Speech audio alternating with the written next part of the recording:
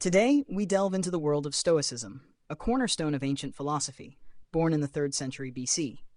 Stoicism emerges in the wake of legendary thinkers such as Socrates, Plato, and Aristotle, and marks its territory through the ages, evolving and transforming over time. Addressing Stoicism is a challenge, both in terms of its richness and complexity. Stoicism is not just a set of theories, it is a total philosophy. This means that it encompasses both a theoretical dimension, providing a framework for understanding the world, and a practical dimension, guiding action in our daily lives. Stoicism addresses the individual, seeking to balance knowledge with practical application in everyday life. Without a prepared script, I venture to evoke some memorable quotations, serving as a springboard for exploring this thought. At its core, Stoicism rests on a fundamental dichotomy. It distinguishes between what is within our power and what is not. This crucial separation helps us to discern our limits, both as human beings and as individuals. What depends on us and what doesn't, this Stoic maxim captures the essence of philosophy and invites us to reflect on our capacity for action and acceptance. For example, it is my responsibility to strive for success, underlining the importance of personal initiative and self-control. Understanding this distinction is essential to Stoic thought, serving as a foundation for awareness of our limits. It is merely a starting point towards accepting our inability to achieve everything, underlining our intrinsically limited nature. In this way, Stoic philosophy incites us to humility, a recognition of our vulnerability and finitude. Looked at another way, if we have inordinate desires or ambitions, we will inevitably be confronted with our limits. This confrontation with the impossible can lead to frustration and unhappiness, revealing the importance of understanding and accepting our personal constraints in order to live in harmony with ourselves and our environment. In short, if I covet the unattainable, I will encounter suffering because by nature, the impossible remains out of reach. Although seemingly obvious and trivial, this statement raises a crucial point that is often overlooked in our daily lives.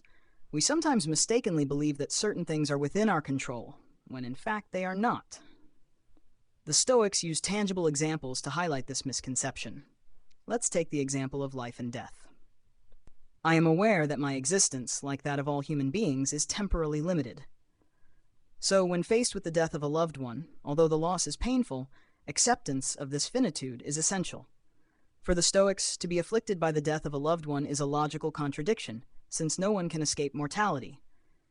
This limit, inherent to the human condition, must not only be recognized, but also fully accepted. Stoicism teaches that understanding goes beyond mere knowledge. It requires deep, intimate acceptance.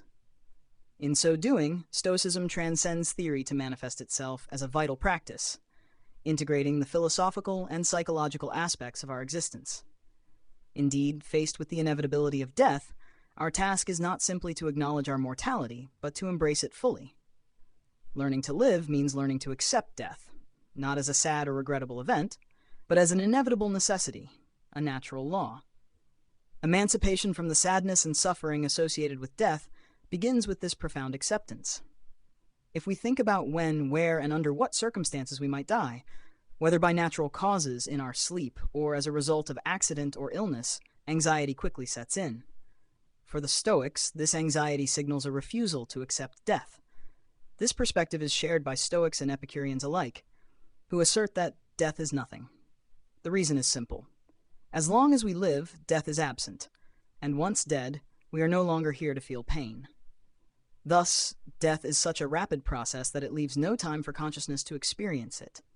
Anxiety about death is therefore fear of an idea rather than fear of a tangible reality. Recognizing and accepting this can transform our approach to life and death, freeing us from anxiety and enabling us to live more fully. This anxiety is the result of mental projection, bringing us closer to the heart of Stoic philosophy. This school of thought emphasizes the impact of imaginary projections, which prevent us from living fully in the present. We often lose ourselves between anticipation of the future and nostalgia for the past, escaping immediate reality. These projections give rise to emotions that the Stoics called passions, or pathos in Greek, meaning suffering, states we are often powerless to change, such as fear, regret, jealousy, envy, and anger.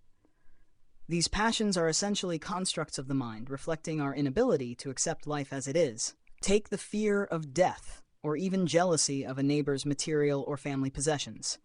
This jealousy is a fabrication of our mind, stemming from a desire for what the other person has that we don't have. If my neighbor didn't have these things, I wouldn't feel this lack. Thus, jealousy reflects personal frustration, not the fault of the other. I alone am responsible for letting these thoughts and emotions influence my emotional well-being. Therefore, managing these feelings is my responsibility. According to the Stoics, we should not be disturbed by what is beyond our control.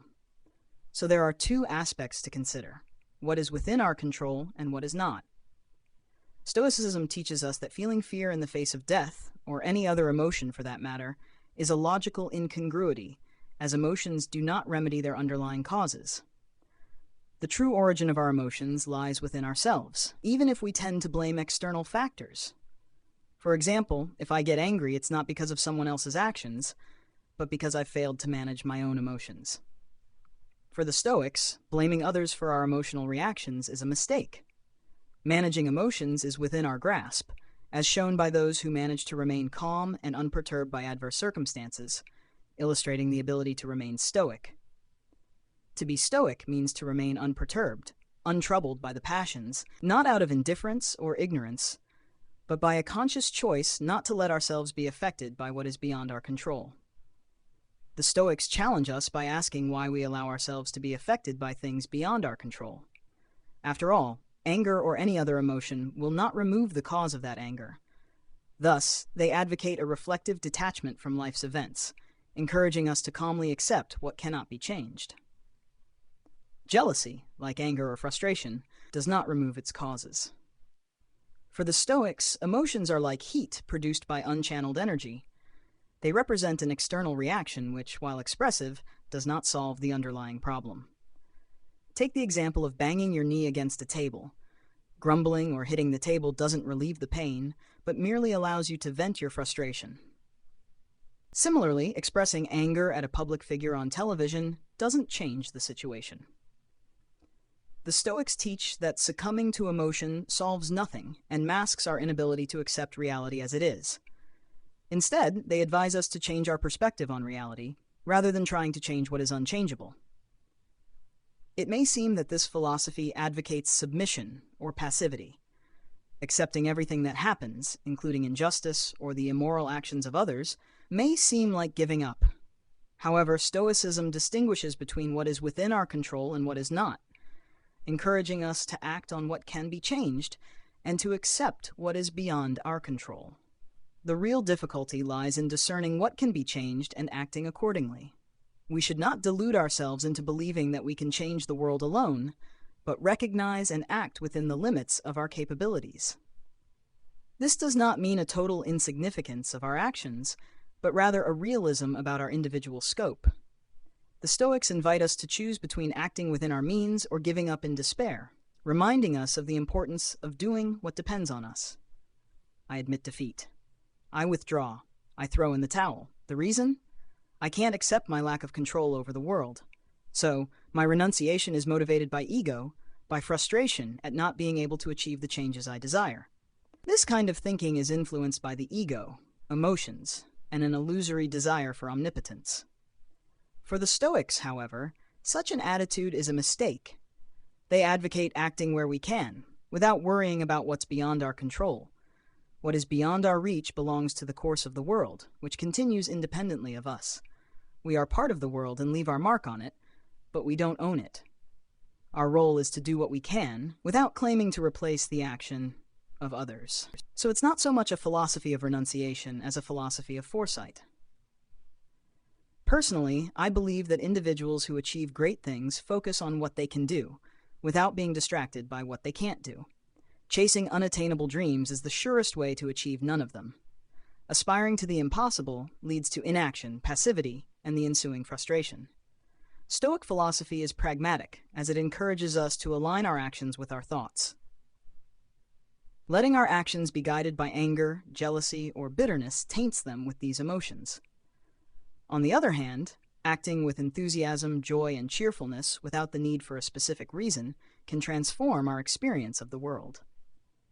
According to the Stoics, I gain freedom when I'm not subject to my emotions or unrealistic ambitions. Our emotions hinder us, rendering us incapable of grasping reality as it is, acting as a veil that distorts our perception of the world. If we admit that the world existed before us and will continue to exist afterward, this puts our influence on it into perspective. This does not mean that we are powerless, but that we are aware of the limits of our influence.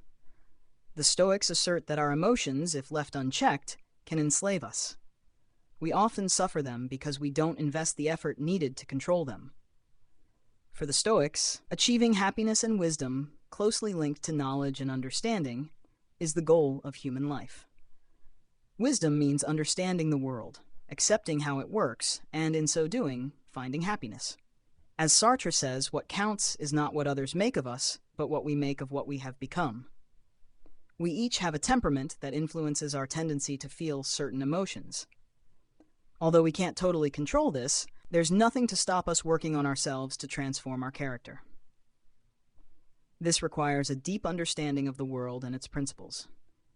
Stoicism takes a deterministic view, considering that every event has a precise cause, without attributing this to divine intervention. To reduce this perspective to simplistic determinism, or a religious vision, would be to misunderstand the nuance and depth of this philosophy. Stoic philosophy suggests that every event has its causes. Nothing happens without reason. When we say that everything has a reason, we really mean that everything has a cause. The term reason is significant, but the essential point is to recognize that every phenomenon is the result of one or more causes, allowing it to be explained. Explaining an event does not necessarily mean accepting or justifying it on a moral or normative level. For example, a criminal act can be explained by medical, psychological, or psychiatric factors, such as a person who has suffered severe violence becoming a psychopath. However, this does not excuse the behavior. For the Stoics, the difference between explaining and excusing an act is irrelevant. While this distinction is crucial in a social context, philosophically speaking, if something happens, it's because there are causes for it. In other words, everything that happens is the consequence of antecedent factors. If we had the ability to determine all the causes of an event, we would understand that everything conforms to logic. Instead of saying that everything is normal, which can be controversial, we should consider that everything is logical and rational, following a causal chain. Everything functions according to rationality. Reason encompasses everything that can be logically understood. Events occur because of certain factors, and although we can't always identify all these causes, we know they exist. Consider the example of coincidence. You meet someone after a long period without contact in an unexpected place and time, and you think, "What a coincidence." For the Stoics, this feeling of coincidence is merely a reflection of our personal perspective, or even of our ignorance, for we are surprised only by what we don't know the causes of. If we knew in advance the causes of an event, we could anticipate it as the logical and necessary consequence of those causes. Let's imagine we were flying over a city and observed all the streets and people moving through it. From this perspective, we could predict when and where two people will cross paths. What seems extraordinary to people meeting by chance in the street appears predictable and ordinary from this vantage point. Surprise and astonishment, as well as the feeling of coincidence, are subjective reactions. If we were to adopt a more objective perspective, an omniscient point of view, nothing would be surprising. For the Stoics, nothing that happens is surprising because they adopt an omniscient perspective, recognizing that every event is the necessary result of antecedent causes. This defines their conception of determinism, where everything is the inescapable consequence of pre-existing factors. In the Stoic universe, governed by rationality, everything is logical and therefore entirely comprehensible. Man, as part of this universe, must strive to live according to this rationality. By conforming to the logic of the universe, man frees himself from the suffering, frustration, and sadness generated by his emotions, thus approaching freedom and happiness. Happiness, according to the Stoics, is achieved by transcending dependence on emotions, which limit our rational potential. Although this may seem an inhuman ideal, The Stoics believe in the possibility of striving towards this ideal of detaching oneself from emotional control.